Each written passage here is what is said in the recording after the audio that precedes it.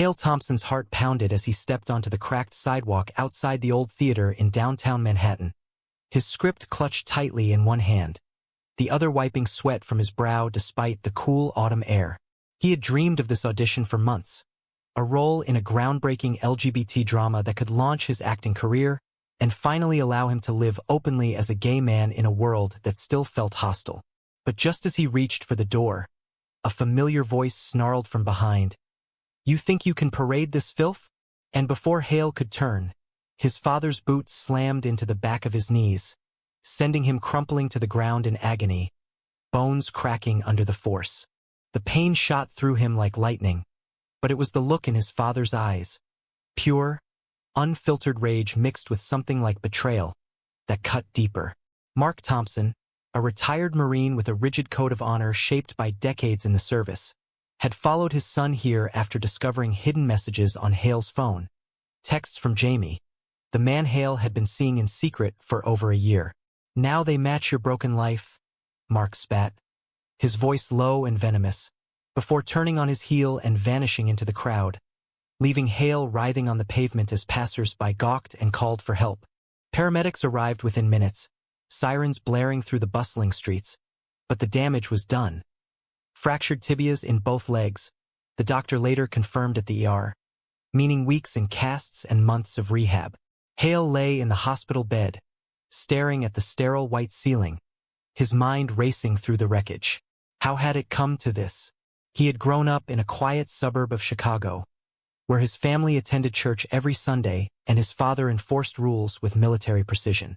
Hale had always been the golden boy, straightest student, captain of the soccer team. But beneath it all, he harbored a secret that gnawed at him like a persistent ache. Coming out to himself had been hard enough during his freshman year at NYU, where the city's vibrant queer scene offered a glimpse of freedom. That's where he met Jamie Rivera, a confident graphic designer with a laugh that could light up the darkest room. Their first date was at a small cafe in the village, where Jamie's easy openness about his own coming-out story made Hale feel seen for the first time. "You don't have to hide forever," Jamie had said, his hand brushing Hale's under the table. But Hale did hide from his family, at least. His mother, Sarah, a gentle schoolteacher, suspected something but never pressed. His younger sister, Emily, was too wrapped up in her high school drama to notice. And his father, Mark, viewed anything deviating from normal as a weakness, a flaw to be stamped out. As the morphine dulled the physical pain, Hale's thoughts spiraled into the emotional void. This audition wasn't just a job. It was his declaration of independence, a chance to portray a character whose struggles mirrored his own. A young man torn between love and duty. Now, with his legs immobilized, that dream felt shattered, much like his bones. Jamie rushed to the hospital as soon as he got the call, his face pale with worry. "What the hell happened?" he demanded, gripping Hale's hand. Hale hesitated, the truth too raw to voice yet. "An accident," he mumbled. But Jamie's eyes narrowed. He knew better. The next day, discharge papers in hand, Hale wheeled himself into a cab back to his cramped apartment in Brooklyn.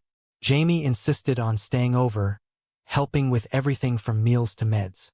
Their conversations that night delved deeper than ever before. "You have to tell me the truth, Hale," Jamie urged, sitting on the edge of the bed. Hale finally broke, recounting the confrontation, his voice cracking as he described his father's words. Jamie's anger flared. "That's assault. We should call the cops." But Hale shook his head, torn between loyalty and justice. Filing charges against his own father? It would destroy the family, confirm every stereotype Mark held about those people being dramatic and vengeful. Over the following weeks, as Hale adapted to crutches and physical therapy, the internal conflict intensified. He replayed childhood memories. Mark teaching him to throw a baseball, praising his toughness, but also the offhand comments about fags in the military that made Hale shrink inside. Was his father a monster or just a product of his era? Society's pressures weighed heavy too. The news was filled with stories of anti-LGBT legislation in conservative states, reminding Hale that even in progressive New York, acceptance wasn't universal. His agent called sympathetic but firm, The role went to someone else. Get better soon. There'll be others, she said. But Hale wondered if there would be, especially now that his confidence was as fractured as his legs. Emily visited from Chicago, her eyes wide with concern. Dad said you fell during a jog. She lied poorly, avoiding his gaze. Hale saw the cracks in the family facade.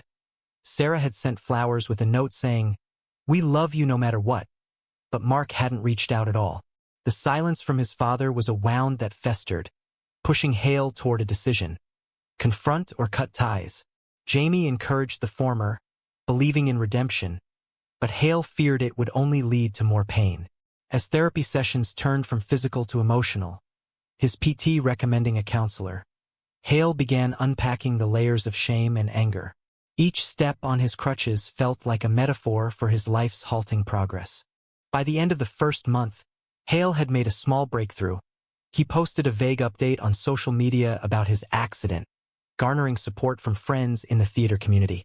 But the real test came when Jamie suggested they attend a local LGBT support group. "You don't have to go through this alone," he said. Hale agreed, nervous but hopeful. There, hearing others' stories of family rejection and resilience, he felt a spark of solidarity. Yet, as he lay awake that night, the question loomed. Could he forgive his father, or was this the push he needed to forge his own path, free from the shadows of expectation? The support group became a weekly anchor for Hale, a space where vulnerability wasn't a weakness but a strength. Surrounded by strangers who felt like kin, he shared fragments of his story. The audition, the attack, the aftermath, without naming names at first. "My dad thinks being gay is a choice, like picking the wrong team in sports," he confessed one evening, his voice steadying with each word. The facilitator, a middle-aged man named Carlos, nodded knowingly. "Family wounds cut deepest because they're supposed to protect us." Jamie sat beside him, a quiet pillar, but even he couldn't shield Hale from the brewing storm back home. A call from Sarah shattered the fragile peace. "Your father. He's not himself," she said, her voice trembling over the phone. Mark had retreated into silence, spending hours in the garage tinkering with old tools, avoiding conversations about Hale. "He regrets it, I think, but pride won't let him admit it." Hale's heart twisted. Regret? Or just fear of consequences? He hadn't pressed charges, a decision that haunted him. Jamie argued it was enabling, but Hale saw it as mercy, a moral tightrope he walked daily. "If I report him, Emily's world crumbles too," he reasoned, picturing his sister's innocent face.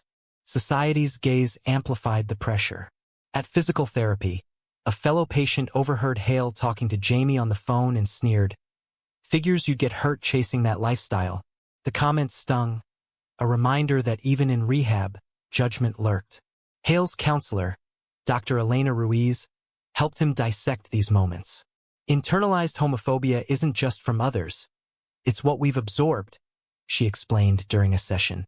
Hale nodded, recalling how he'd dated girls in high school to fit in, denying his true feelings until college cracked the facade.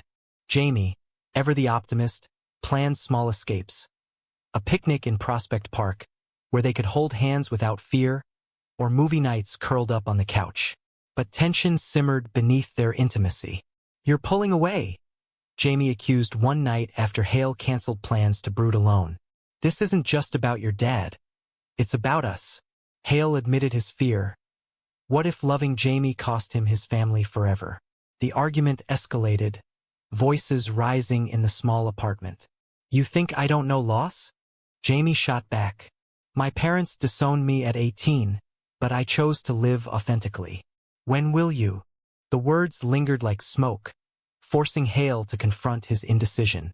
He dove into research, reading books on queer history and family dynamics, seeking logic in the chaos.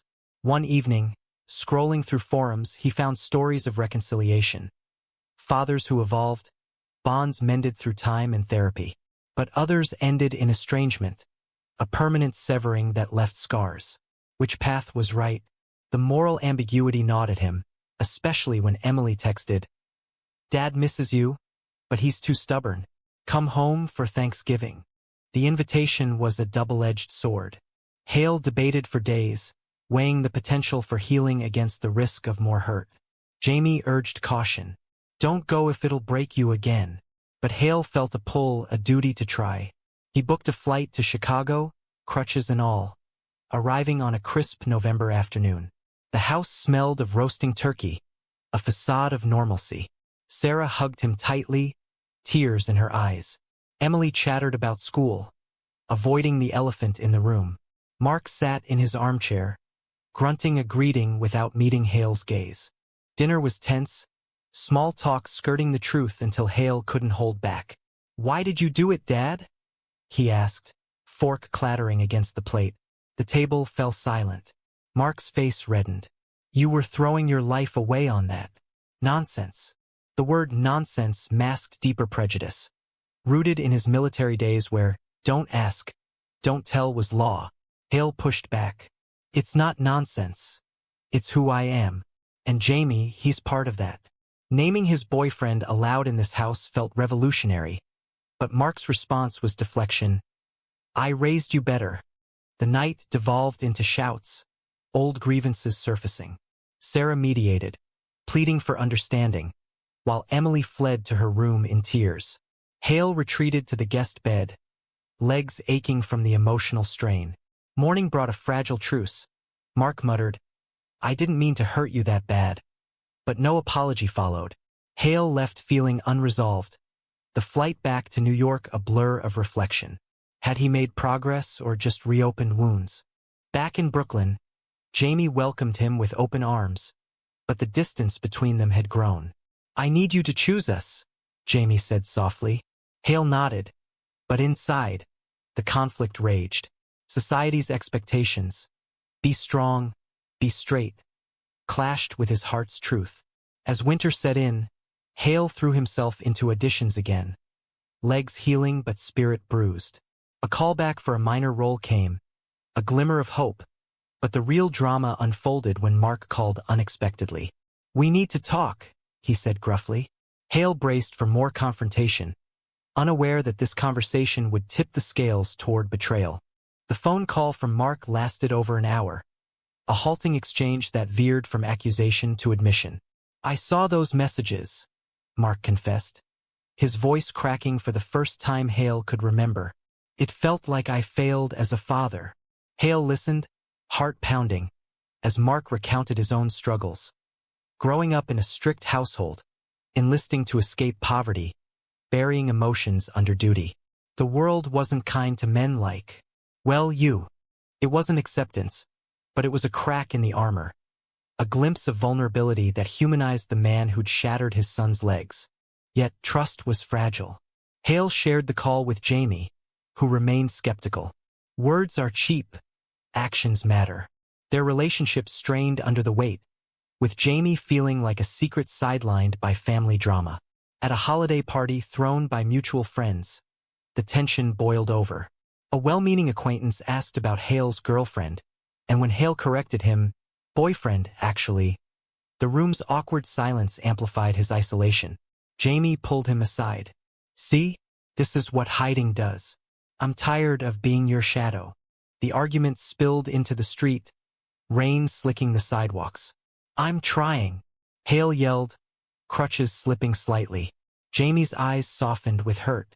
Trying isn't enough if it means betraying yourself and me. He walked away, leaving Hale alone in the downpour, questioning every choice. The next day, Jamie suggested a break. Until you figure out what you want. The words landed like a punch, forcing Hale to confront the cost of indecision. Was preserving family worth losing love? Society's undercurrents amplified the pain. Protests against new anti-trans bills filled the news, reminding Hale of broader battles.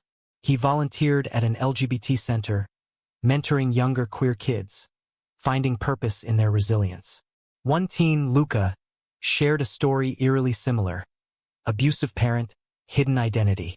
I ran away, Luca said. Best decision ever. Hale envied the clarity but worried about the fallout. His counselor probed deeper.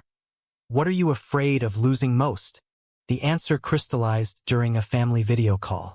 Sarah organized it for Emily's birthday, but Mark dominated, steering talk to traditional values. When Hale mentioned Jamie casually, Mark's face darkened. "Don't bring that here."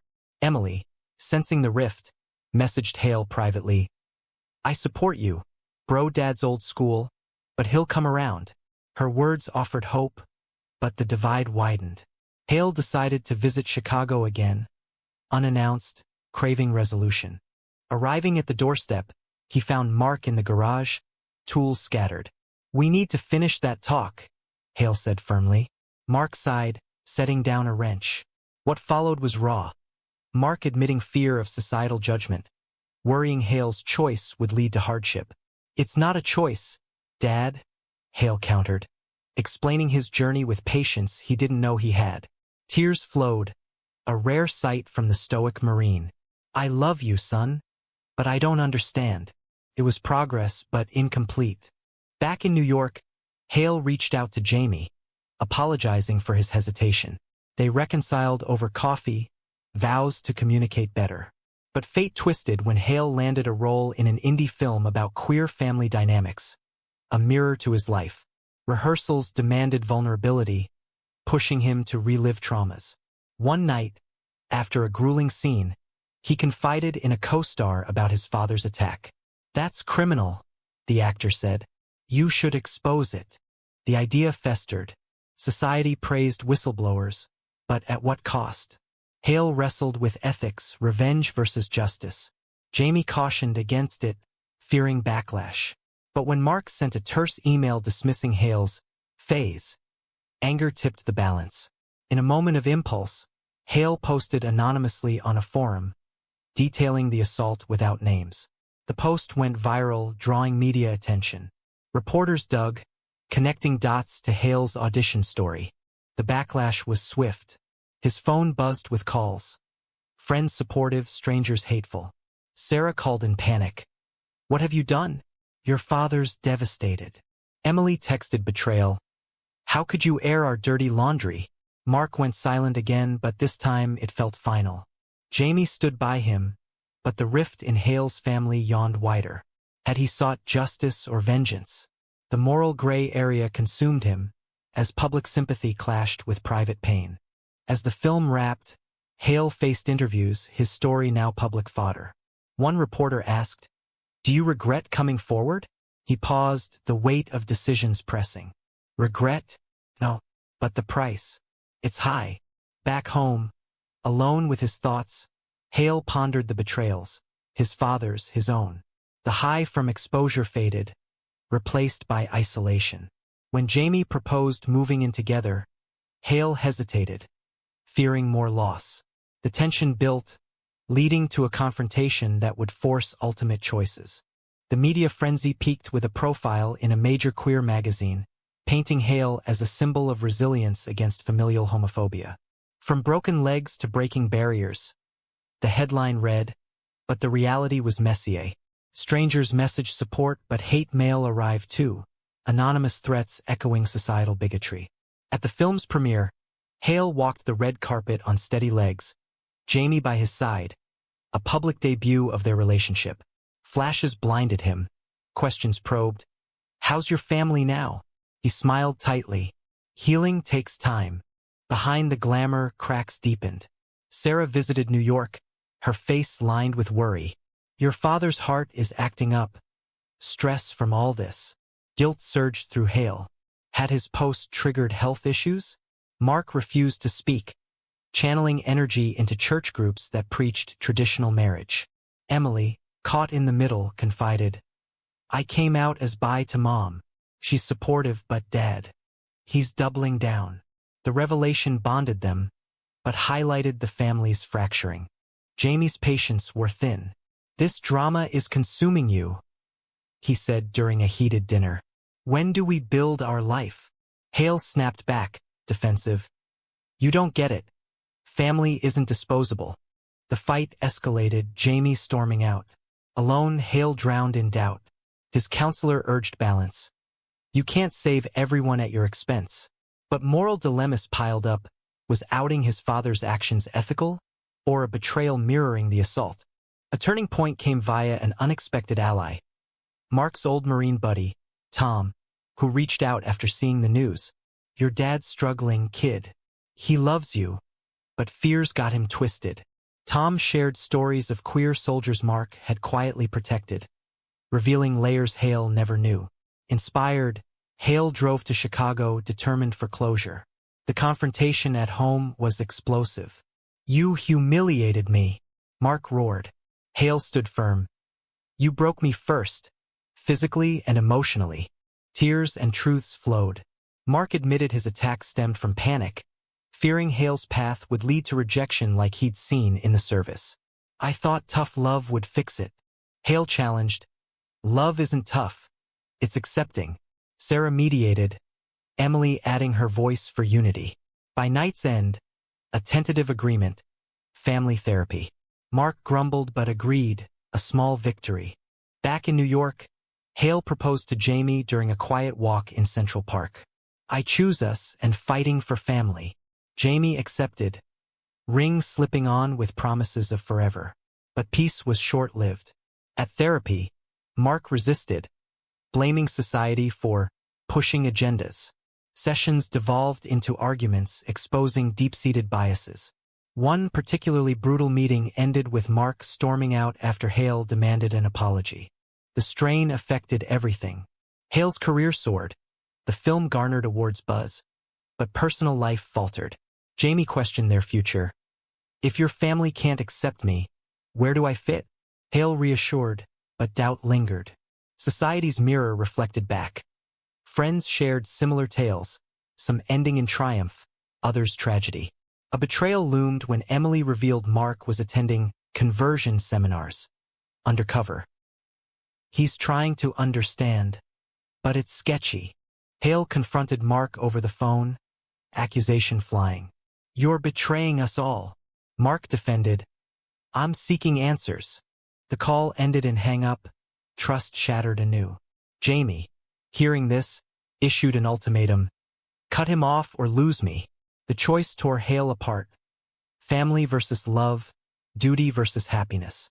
In a moment of clarity, he chose Jamie, blocking Mark's number.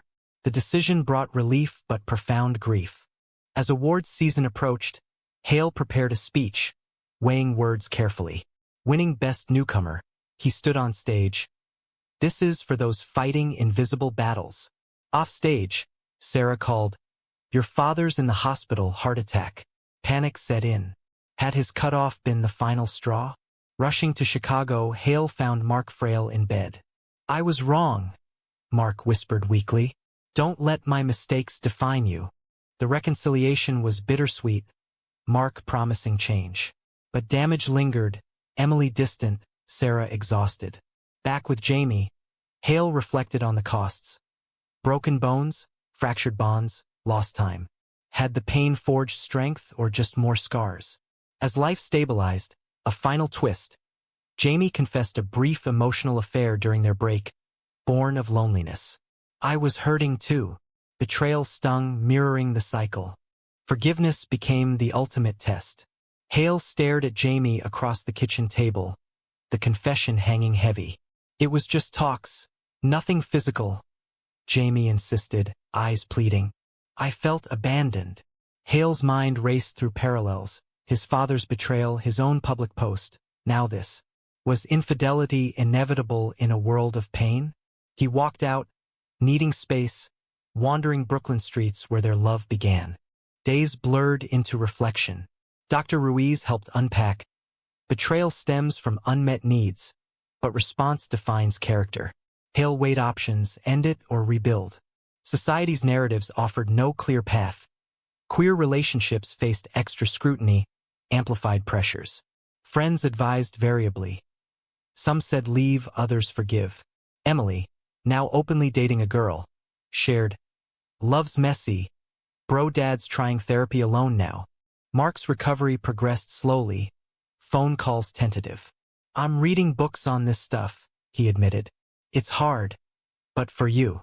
The effort touched Hale, a sign of growth amid ruins. Returning to Jamie, they talked for hours, tears and truths mending fissures. We both messed up, Hale said. But I want to try. They recommitted, attending couples counseling, turning pain into foundation. Career highs contrasted personal lows. The film won acclaim, Hale fielding offers, but he chose roles with meaning, stories of queer triumph over adversity. At a panel discussion, he spoke candidly, "My journey taught me that family isn't blood. It's who stands by you." Applause rang, but inside, doubts whispered. Had he paid too high a price? Legs healed, but emotional scars remained. Family holidays tested the new normal. Thanksgiving in Chicago saw Mark awkward but civil, even asking about Jamie. "Bring him next time," he grunted. Emily beamed, her girlfriend welcome. Sarah's relief was palpable. Yet, undercurrents of past hurt surfaced in quiet moments. Mark's occasional slips, Hale's guarded heart. As spring bloomed, Hale and Jamie planned a commitment ceremony, small and intimate. Invitations went out, including to Mark. His acceptance surprised. "I'll be there, son." The day arrived, vows exchanged under blooming trees, symbolizing renewal. Mark approached post-ceremony, handshake turning to hug. "Proud of you," he murmured. Tears flowed, a culmination of struggles. But life wasn't a neat ending. Months later, a backlash article criticized Hale for exploiting his trauma, reigniting debates. Supporters rallied, but haters amplified. Jamie stood firm. "We weather this together." Hale reflected on the journey, from shattered legs to mended bonds, betrayals to forgiveness. Each decision carried weight, moral ambiguities unresolved. In quiet evenings, Hale pondered the ethics. Was exposing his father right, or a vengeful act? Did Jamie's slip justify doubt, or demand grace? Society evolved slowly, but personal growth demanded constant vigilance. As he and Jamie built their life, Hale found peace in authenticity, the ultimate reward. Yet, one question lingered, sparking endless debate in his mind and among those who knew his story. Was cutting ties with family, even temporarily, the right choice when love demands sacrifice, or does true strength lie in endless forgiveness despite repeated betrayals?